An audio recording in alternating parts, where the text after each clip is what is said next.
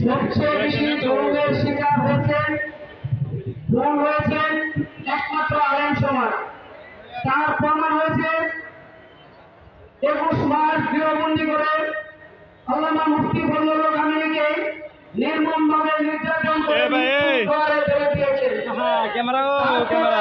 শাপলা চত্বর রাতের বেলা আমি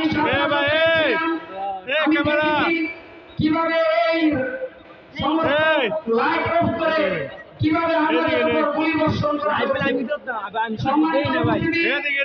তারপর আল্লামা জুনায়েদ বাবলুকে নির্মমভাবে নির্যাতন করে মৃত্যুর দুয়ারে ঠেলে দিয়েছেন।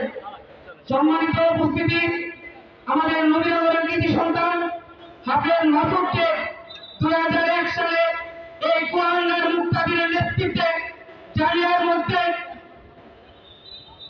2016 সালে এই মুক্তাদির গঙ্গা নির্মমভাবে নির্যাতন করে গুলি করে হত্যা করা হয়েছে।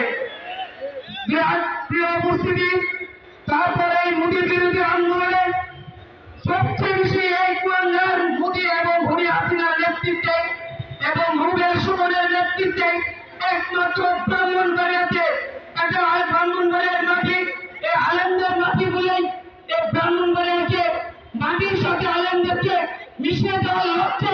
তারা 70 জন আমার ভাইকে গুলি করে নির্মমভাবে নির্যাতন করে হত্যা করা হয়েছে।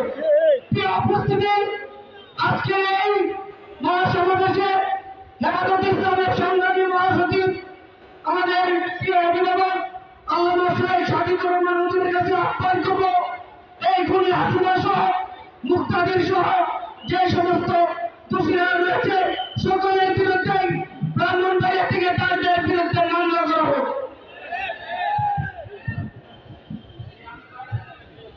এই পর্যায়ে আপনাদের সামনে